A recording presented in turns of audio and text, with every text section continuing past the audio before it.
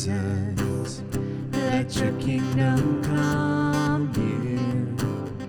Let your will be done here in us.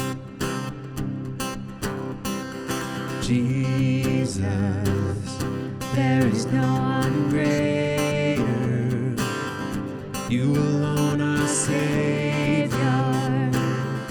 Show the world your love. King of heaven, come down. King of heaven, come now. Let your glory reign, shining like the day. King of heaven, come. King of heaven, rise up. Who can stand against us? You are strong to save in your mighty name. King of heaven, come. We are children of your mercy, rescued for your glory. We cry, Jesus, set our hearts towards you, that every eye would see you lifted high. King of heaven, come down. King of heaven, come now. Let your glory reign, shining like the day. King of heaven, come.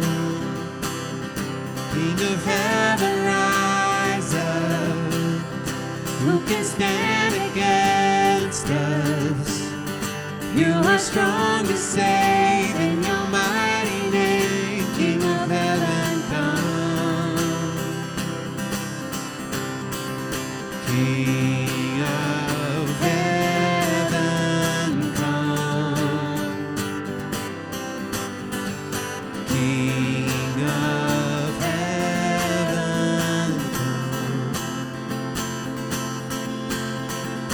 King of heaven, come. King of heaven, come. King of heaven, come down. King of heaven, come down. Let your glory reign, shining like the day. King of heaven, come. King of heaven, rise up. Who can stand against us? You are strong to save in your mighty name. King of heaven, come. You are strong to save in your mighty name. King of heaven, come.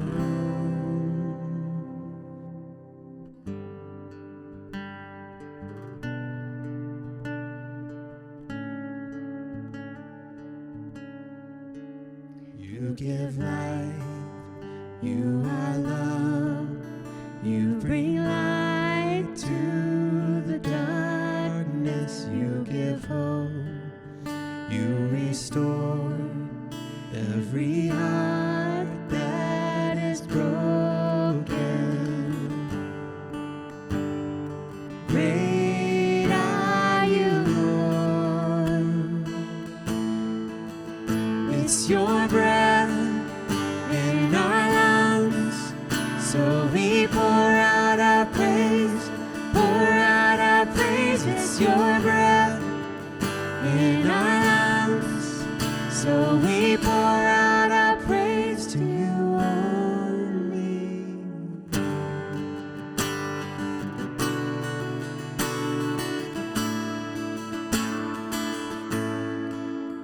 You give life, you are love, you bring light to the darkness, you give hope, you restore every heart that is broken.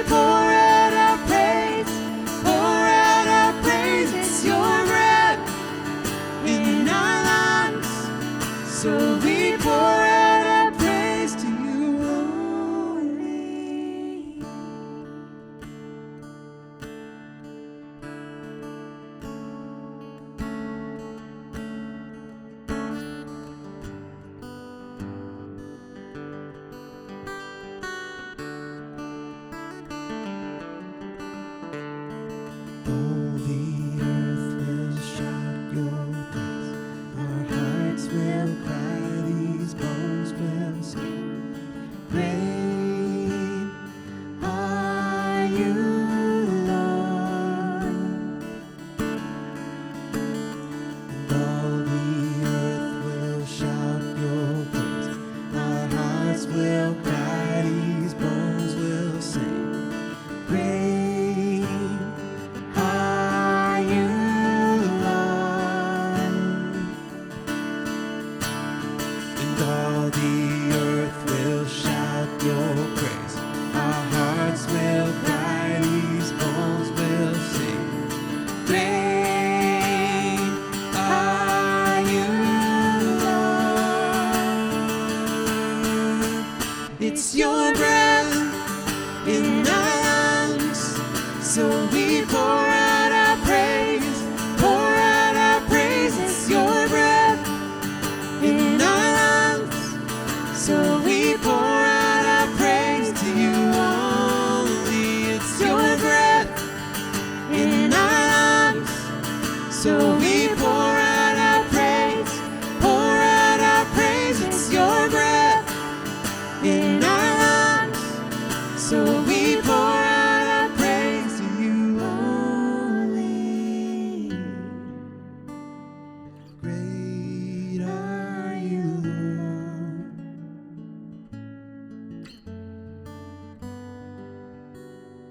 Great are you, Lord. So welcome back to another Digital R&R, and this week I want to start off by just telling you a little bit of a funny thing that happened to me. I made the mistake of telling the undergraduate students in my course at U of H if you have any questions or you have any comments, show up about a half hour early and I'll just have the chat room open and we can have a brief conversation. Well, the second that it turned a half hour before the class, I noticed that a student had joined, and so I jump on. And the course is childhood and adolescent obesity. We really go through all of the causes, the consequences, the treatments, the prevention of, and just try to lay out all of the facts that we currently have on the subject for the students. And this person starts off by saying, I am so glad that I'm taking this course. I'm feeling good, like, that's great. I'm glad you're excited about the content. And then she says, because I'm on a bit of a crusade. And I start to get a little bit nervous, right? I'm on what some people would call a crusade to get everyone to eat organic foods. And okay, so tell me a little bit more about what's going on with the organic foods. And she starts to provide all of this information about why organic foods, that's what everybody has to do. And hey, if you're a believer in organic foods, I'm not trying to take that from you. Keep buying organic foods. I don't think there's any harm in it whatsoever. I don't think it's probably going to cure the obesity epidemic, though, right? So she's talking, and then she goes, so like you get it, and you're going to explain to people in this course that organic foods are the key. And so like I'm in this spot where I get to go, no, that's actually not the case from my point of view at all. And I tried to walk her through that, and she keeps coming back and saying things like, yeah, okay, great, so there could be other things that are going on, but why are you against organic foods? No, I'm not against organic foods. What I'm trying to say is maybe that's not the whole answer of what's taking place. And what became abundantly clear to me is she couldn't hear another word that I was saying. Only if I was going to say something that was somehow agreeing with her on the strong position that she had taken on the topic. Hey, and just in case you're thinking, oh, that's really weird and people don't really do that, I've had a number of conversations with some of you about nutrition where you take this really strong stance because you know it's true. And maybe it is, and maybe it's not. I don't know. I'm not arguing the point, but you know what it feels like to really believe something.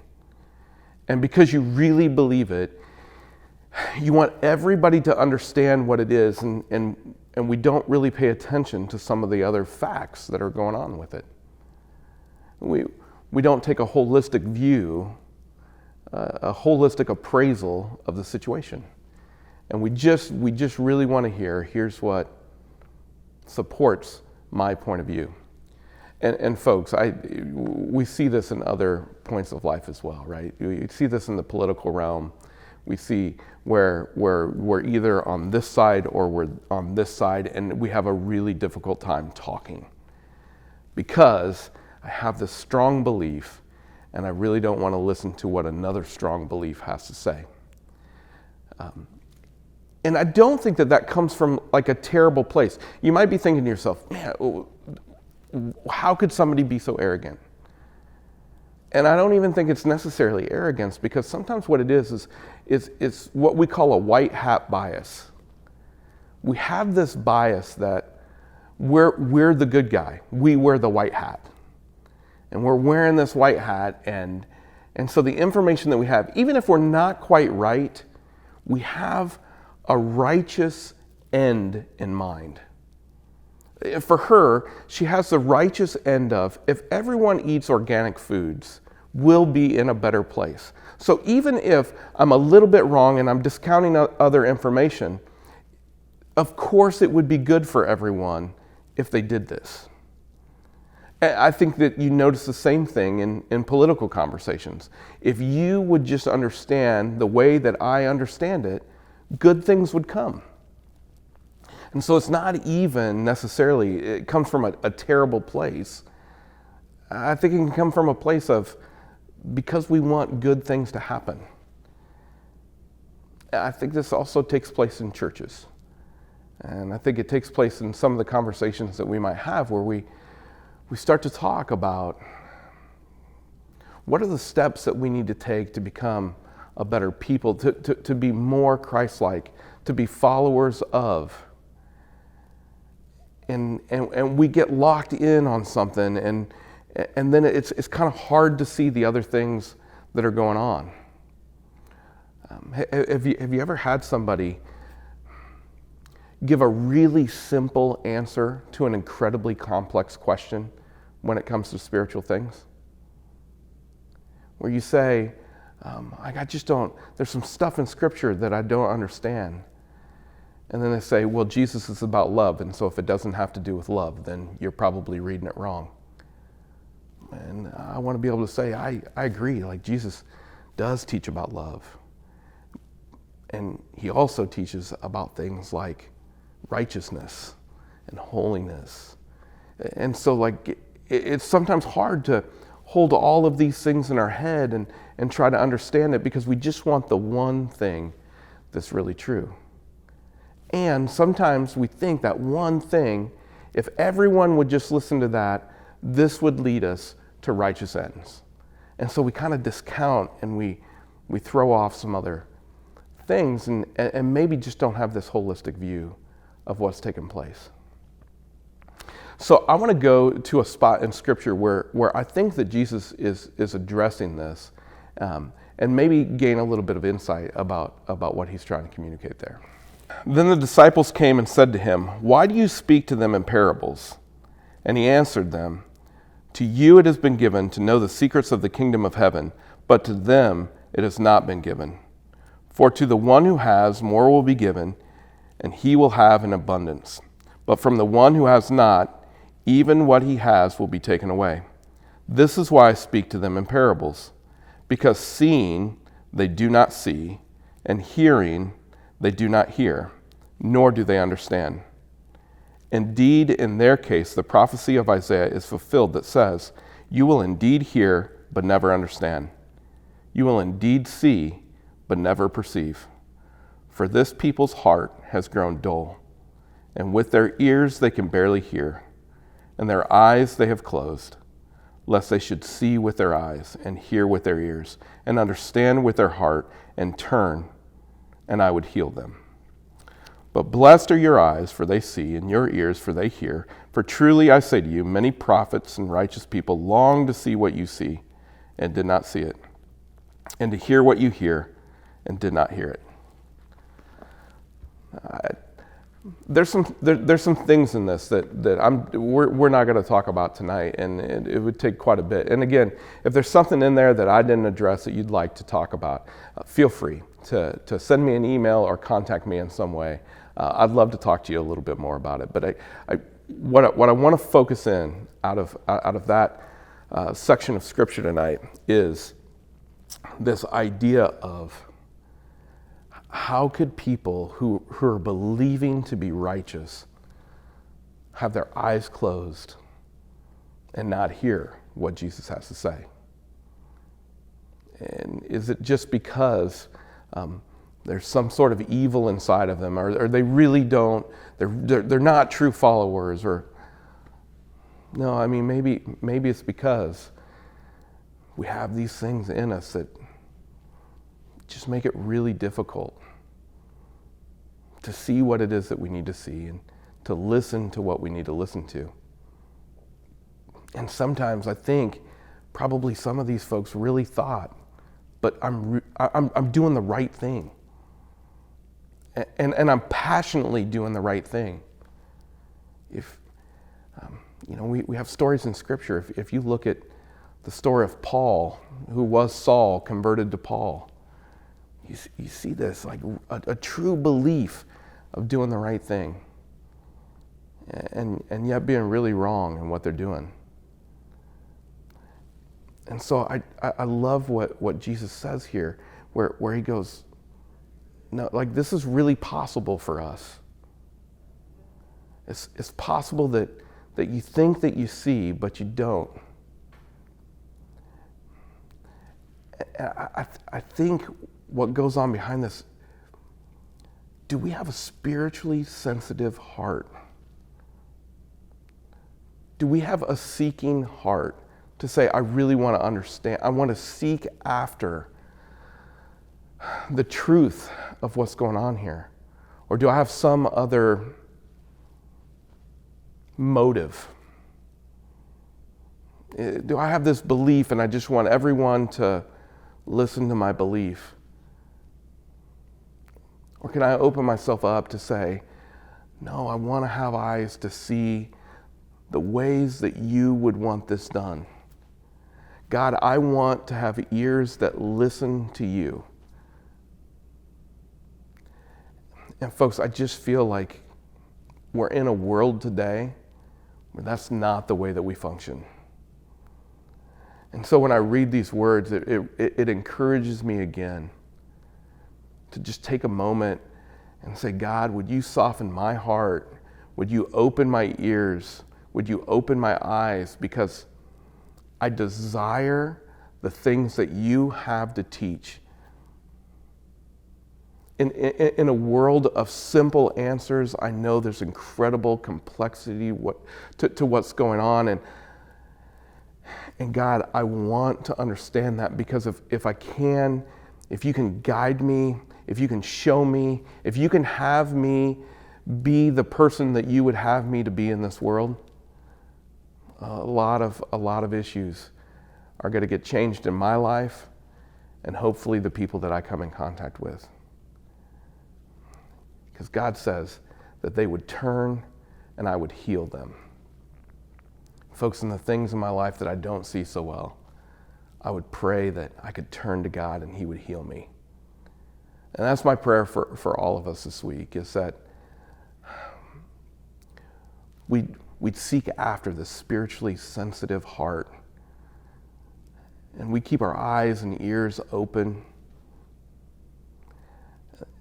and that we'd be honest in saying, there's some things in me, God, I need you to heal them.